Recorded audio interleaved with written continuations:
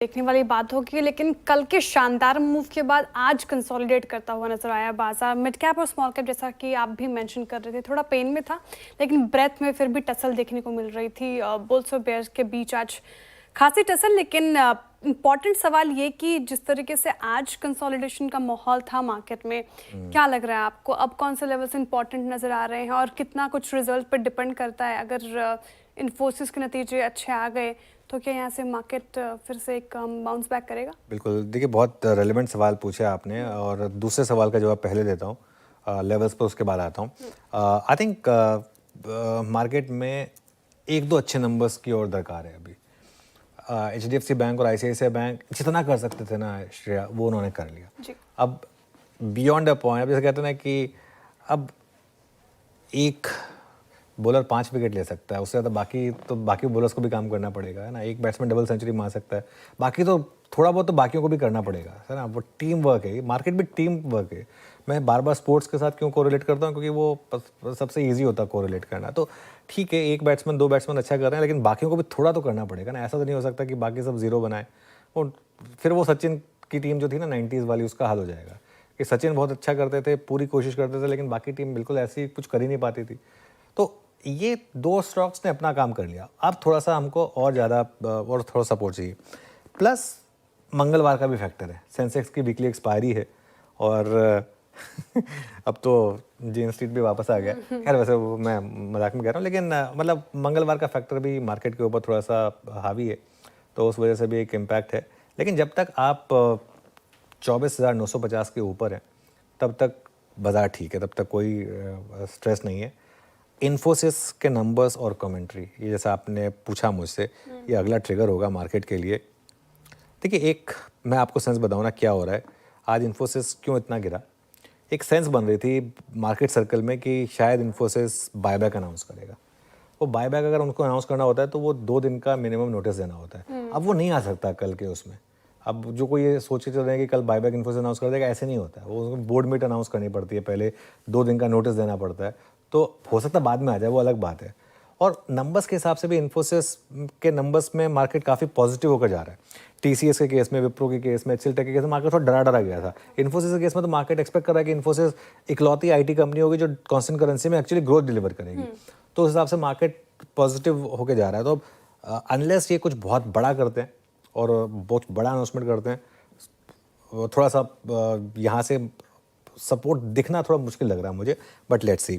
Levels की जहाँ तक बात है श्रेया, 24,950 से 25,000 ये सपोर्ट लेवल है हमारे लिए, और 25,150 से 25,200 ये निफ्टी का रेजिस्टेंस लेवल्स है बेसिकली। अब लेट्स सी, मैं अभी भी ये मान के चल रहा हूँ कि एक दो अगर अच्छे नंबर आ गए तो शायद, और अगर कल का लो बच गया तो शायद वापस वो रैली रिज्यूम हो। बैंक निफ्टी की जहाँ तक बात है, देखिए बैंक निफ्टी में 56,600 से 56,700, अगर आपने कल वाली रैली मिस की और अगर कंसोलिडेशन में ये लेवल मिल जाए आपको 56,600 से 56,700, तो एक वापस री एंट्री के लिए ब्यूटीफुल अपॉर्चुनिटी होगी 56,500 के स्टॉप के साथ। 57,000 पर थोड़ी रेजिस्टेंस है, 57,000 57,200 पर जो आज वेल डॉक्यूमेंटेड था। आज का जो सुबह कोलैप्स जोन था वो यही जोन था, 57,000 57,200, यहाँ पर थोड़ी सी रेजिस्टेंस है। चलिए, भारत और यूएस के बीच में ट्रेड डील अब 1 अगस्त की डेडलाइन तो नहीं मीट कर पाएगी, इसे कैसे देखें? अच्छा है या थोड़ा राहत है? कल देर शाम बड़ी खबर आई है, वो खबर ये है कि 1 अगस्त की डेडलाइन नहीं होगी। इसका एक अंदाजा लगाया जा रहा है। अंदाजा इसलिए लगाया जा रहा है कि कहा यह जा रहा है कि अमेरिका से भी अब हम 5 दौर की बातचीत कर चुके हैं, राइट। अब 6ठे दौर की बातचीत में अमेरिका से एक टीम आएगी भारत, वो डिस्कशन करेगी, चर्चाएं करेंगी, बातचीत करेगी, और उसके बाद हम ट्रेड डील की तरफ आगे बढ़ेंगे। और ये कब होगा? ये होगा अगस्त में। अब डेडलाइन तो 1 अगस्त की, अगस्त में मतलब 1 अगस्त को तो होने से रहा, तो इसका मतलब क्लियर कट है कि डेडलाइन तक तो हमारी डील नहीं हो रही। ये संकेत कल पहली बार आता हुआ दिखा है। 9 जुलाई की डेडलाइन निकल गई, उसके बाद 1 अगस्त की डेडलाइन इनडायरेक्ट डेडलाइन है, वो डेडलाइन है नहीं। ट्रम्प का मानना है जिनके साथ डील नहीं करेंगे उन्हें 1 अगस्त से वो टैरिफ लगाएंगे, लेकिन उस हिसाब से हम नई डेडलाइन 1 अगस्त मान के चल रहे थे कि उससे पहले पहले डील करनी है। लेकिन अब ये संकेत आ रहा है। मजे की बात यह है, इसमें इंटरेस्टिंग चीज़ ये है ना कि अमेरिका का डेलीगेशन हमारे यहाँ आ रहा है, हाँ, ठीक है, न कि हमारा फिर से जा रहा है। तो ये इंटरेस्टिंग चीज़ है, ये थोड़ा एक पॉजिटिव डेवलपमेंट है कि वो हमारे यहाँ आकर बात करें और वो भी डेडलाइन के बाद। इसका मतलब अमेरिका भी उत्सुक है हमारे साथ एक अच्छी डील करने के लिए। ये पॉजिटिव है। अच्छा क्या खराब किया? अच्छा ये है कि लाइफ तो आज भी चली रही है, कूल है एकदम। जो जो यहाँ से एक्सपोर्ट कर रहे हैं वो बिना टैरिफ के कर ही रहे हैं, पहले वाली टर्म्स कंडीशन पे कर ही रहे हैं। से सपोज मैं यहाँ से टेक्सटाइल एक्सपोर्टर हूँ, मेरा जा ही रहा है माल जो जाना है, मेरे डायमंड्स जा ही रहे हैं, मेरी ज्वेलरी जा ही रही है, जो जो चीज़ मैं भेज रहा हूँ अमेरिका में, मेरे डेयरी प्रोडक्ट्स जा रहे हैं, मेरे एग्री प्रोडक्ट्स जा रहे हैं, सब कुछ तो जा रहा है। दिक्कत क्या है, ना हो डील तो भी क्या फ़र्क पड़ता है, लाइफ एज यूजुअल है। अनलेस कि दूसरे देशों की तरह 30-50% टैरिफ लगा दे और फिर कह के अब डील करेंगे, वो तो हुआ नहीं हमारे साथ। सो ऐसे तो देखा जाए तो बिना टैरिफ के हमारे एक्सपोर्ट चल ही रहे, और टैरिफ लगेंगे तो कुछ तो लगाएंगे, 5 लगाए, 10 लगाए, 25 लगाए, 20 लगाए, जो भी लगाए। आइडियल सिनेरियो में हम मान रहे हैं कि 10% लगाएंगे टैरिफ। अगर 10% भी बचे तो बच ही रहे ना। तो जब तक डील ना हो, बिना टैरिफ के एक्सपोर्ट हो रहे, वो तो फायदे की बात है। बिना टैरिफ के चलता रहे तो इससे बढ़िया क्या बात हो सकती है। तो ये फायदे की बात है आपके लिए शॉर्ट टर्म में।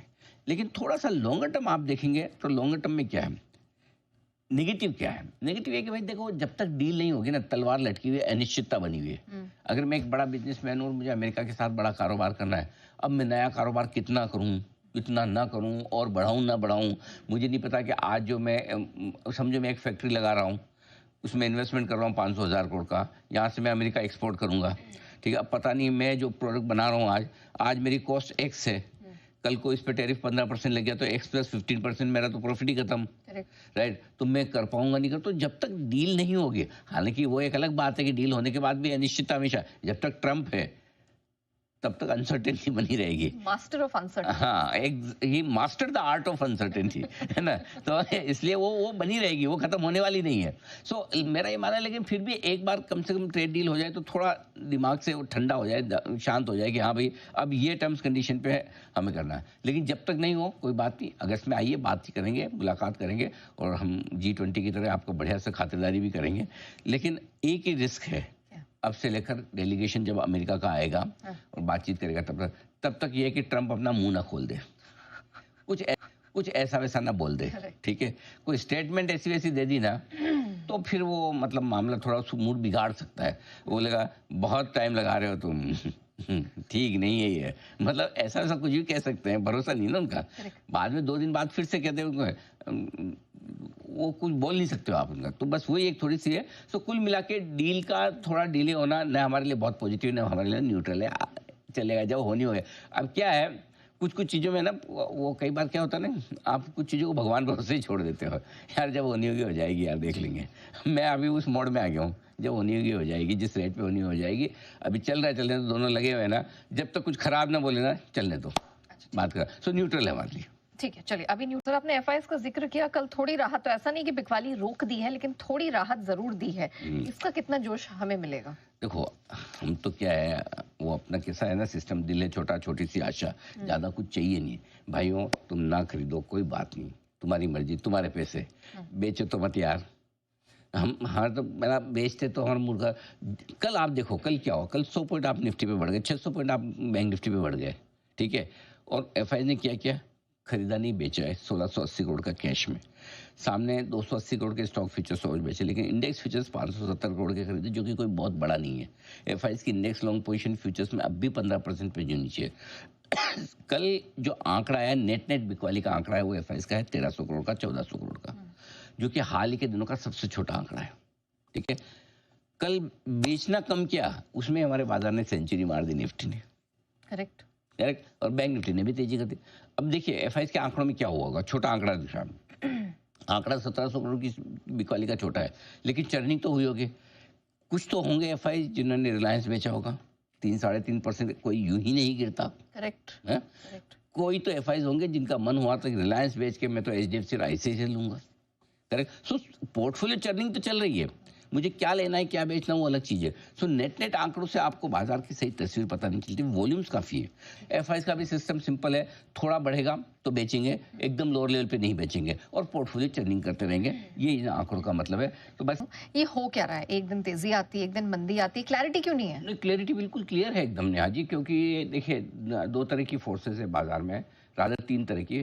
तो पहली तो है आपकी एफआईएस जो थोड़ा थोड़ा बेच रहे हैं, जैसे ऊपर आता बेचते शुरू करते हैं, ठीक है, तो ऊपर बाजार ज़्यादा टिक नहीं पाते हैं। दूसरे हैं घरेलू फंड डीआईएस, जैसे नीचे आते हैं थोड़ा सा खरीदना शुरू करते हैं, और इन दोनों की कश्मकश के बीच बाजार चल रहा है, ठीक है। तीसरी फोर्स है आपकी हमारी जैसी रिटेल इन्वेस्टर्स की, वो कुछ भी नहीं कर रहे हैं, वो फुल टाइम है। वो क्या करते हैं मैं बताता हूँ, इस तरह के बाजार में वो कोई शेयर खरीदते हैं, खरीदने के बाद जैसे वो खरीदते हैं फिर उनका भाव आ जाता है नीचे, ठीक है, वैसे नीचे आया, फिर वो 5-15 दिन इंतजार करते हैं, फिर जब भाव आता है तो फिर वो तुरंत बेचते हैं कि चलो यार बड़ी मुश्किल से छूटा अब, फिर दूसरा खरीदते हैं, फिर दूसरे में ऐसे 5-7 दिन इंतजार करते हैं। सो वो वैसा हो रहा था। तीसरे वाले को समझ नहीं आ रहा मुझे करना है। सेम सिचुएशन बेचने में भी है। अगर समझो आपके पास कुछ था, बेचा, आपने सोचा कि बाजार थोड़ा ढीला दिखा, नीचे में ले लूँगा, जैसे बेचा वो थोड़ा बढ़ जाता है और फिर आप थोड़ी देर इंतजार करते हैं, हाँ नीचे आएगा, कब आएगा क्या। कई बार तो रिजल्ट खराब होने के बाद भी बढ़ जाता है। एग्जैक्टली। जैसे कि आज लोगों को रिजल्ट खराब लग रहा था, एवंस पहले लग रहा था, तो अब वो फिर वापस नीचे आता है, जैसे आता है अरे यार वापस बड़ी मुश्किल से भाव आएगा। तो क्या है, पैसा बन ही नहीं रहा ना, खाली टाइम पास ही हो रहा है। तो इसलिए मार्केट भी अटका फंसा पड़ा है। तो पॉइंट ये, तेजी का माहौल आती है, प्रॉफिट बुकिंग आ जाती है, और मंदी का माहौल बनता है, ऐसा लगता है अब तो गया, टूटा और रिकवर हो जाता है, वैसे चल रहा है। इसीलिए रेंज भी छोटी है, उतार चढ़ाव भी छोटा है आज।